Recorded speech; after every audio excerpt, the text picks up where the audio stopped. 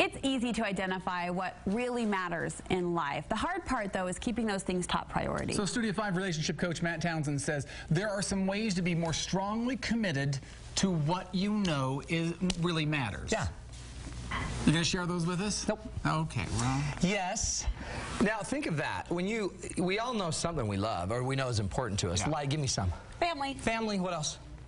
Darren, you got any? I took the easy one. Yeah, thanks On for Family that. Feud, Health, I your got health. 76%. Yeah, health. Health is right important there. too. Okay. Family, health. Now, how many of us know, can you think of one thing we know we need to be doing consistently for our health? Yeah. That we're not doing? Exercising. Okay, but so, why? I thought it was important, Darren. You do exercise.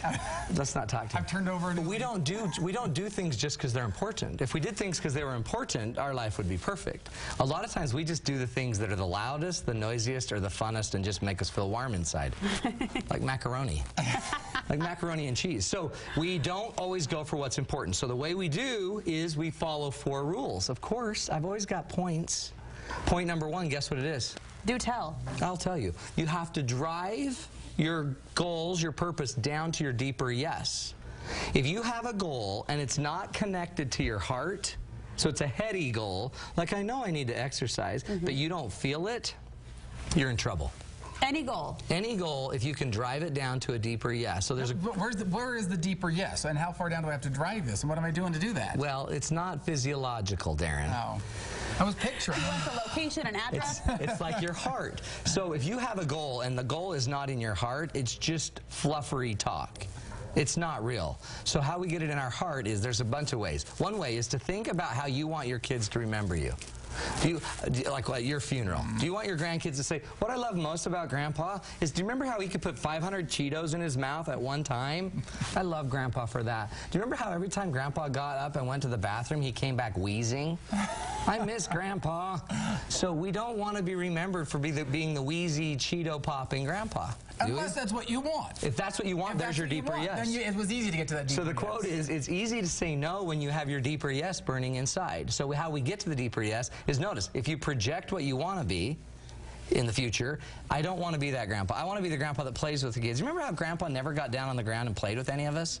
And he just would kick us and tell us to be quiet? I miss Grandpa. We don't miss those people. So you've got to get to the deeper yes.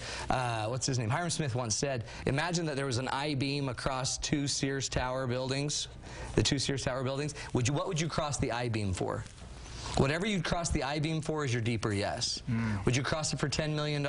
And everyone's like, well, for sure. And then he says, okay, what if the winds pick up and it starts to sleet and rain? And would you do it then? How about if your child was hurting or was about to be hurt? Would you do it? So once you know your deeper yes, all the goals become easier, and you can start saying no. Do you find people have to remind themselves of that deeper yes, though? Because it's easy, again, in the moment to say, yes, I need to exercise, That's yes, I need to spend more time, but the day-to-day to-do kicks in, and it's harder. So literally every day when you're going to go exercise, you've got to drive the exercise down to the deeper yes. You somehow have to connect to the feeling that I don't want to be the grandpa that never talked to his kids, or I don't want to be the Cheeto-loving whatever.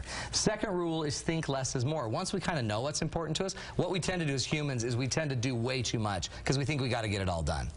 You don't need to get a million things done on your health today. You know what? Just get one. Just get one thing done. So the tool is you ask yourself, and I actually teach you ask your conscience a question. Okay, it goes like this.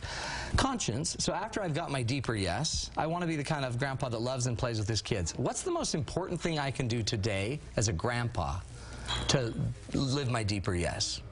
And come up with, let your conscience tell you one thing to do. What if it just said, you know what, call Timmy and ask about that test you helped him on. That's one goal. That's not a lot. That's less is more. Do one thing as a grandfather. In your question, when you were asking conscious, you said, what is the most important? We're asking an important question. I'm not saying, what's the most urgent thing I can do for Timmy today? But can I ask, because if I just have to do less is more, can I just ask, what's anything I can do? Can I do something nominal? Well, no, because what your brain will naturally choose is the easiest, the fastest, or the loudest. That's right. So what we don't want to do is go to the easiest. We want to go to the most important, because the most important is the thing we're trying to accomplish. Make sense? If you want to be the most efficient grandfather, then ask, what's the most efficient thing I can do today to get something done fastest and the easiest way? Make sense? So we're asking the important question. Once we've got the important question, here's the next one. You obligate yourself. Now this is weird. This is how we're going to start to remember it. Obligate yourself. Yeah. So in my life, I can obligate my time by getting something in my schedule. Once something is in my calendar, in my world, it's kind of real. If it's not in my calendar, it's not real. I can obligate myself financially by telling my children, if you ever catch Dad eating another Cheeto, I'll pay you each $50.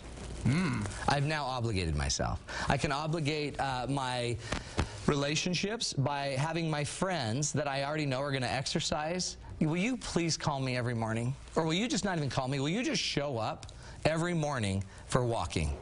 Because I know I'm more likely to get out of bed if I know my friends are going to be knocking on the front door. So you can obligate your money, your time, your resources. You can obligate yourself by just having to do something. Most of us do really well when we have to. You know what I mean? And the funny thing about our jobs is they make us do stuff. Funny thing about the government is they tend to make us do stuff. We get our bills paid because they're going to come after us. We get our car license because we'll lose it if we don't. Obligate yourself. And I would imagine it's easy to obligate yourself when you're feeling strong, I want to do this. It's harder to obligate yourself at 6 in the morning when you know you want to get up and walk. So obligate yourself when you're saying, I'm doing this goal, you know, come pick me up, or I'm going to pay you $10 if you catch me doing whatever. That's it. And then you're sort of bound by it. Well, and then, then you're stuck. And so obligate yourself when you're feeling really good about your mission. Don't try to motivate yourself when you're down. If you're obligated to go do the speech because you already signed up for it and you've already cashed the check, guess we're going. We're doing the speech. And then last but not least is to feel the benefit of it daily. See, one of the reasons, so remember, we're talking about our purpose. One reason I don't think we live our purpose very much is because we don't feel the benefit. We don't feel it daily because we never look for it. We feel the benefit of answering a phone or checking off a list. I don't know if you know that. You check off a list, you actually get a chemical high by checking it off. That's why some people, when they haven't even done their list, they'll make up a list and then check it all off for what they did do. It's crazy. You don't build a list that way, but once you've got the list, instead of checking it off, what if you could just feel the benefit of the, so at the end of the night, you might want to ask yourself, okay, what are some things I did today that helped me live my mission? Getting that, or calling Timmy or whatever about the test, how did that make me feel? And all of a sudden, when I start feeling my deeper yes starting to happen, boom. And then you're growing your deeper yes, and you're growing your conscience, and you're growing your integrity, and you're actually attaching yourself to your purpose. So if we don't formally attach ourselves to that purpose, we don't have that purpose. Good advice, Matt Townsend. Can you quickly tell us about your date night coming up? This is going to be the coolest date night on the face of the earth. This is exciting. It's not just you. It's Peter Breinholt, too. You know Peter Breinholt? Yes. Yeah. He's the myth, the legend, the stud. So what we're doing, February 14th at the Salt Lake Community Campus, Miller Campus, I'll be doing about an hour of how to reignite the spark. And then after that, Peter's going to do a 1-hour concert. And we got a bunch of giveaways and things where you're going to get CDs from both Peter and I, and you're going to get just tons of fun. Register at 801-747-2121 or go to matttownsend.com. And we're giving away 2 free passes to this concert. Very fun. And you just got to go to my Facebook page. Look me up there. on Matt Facebook. Townsend on Facebook. It'll be a tonight great by night. 9, we'll know. We'll be right back.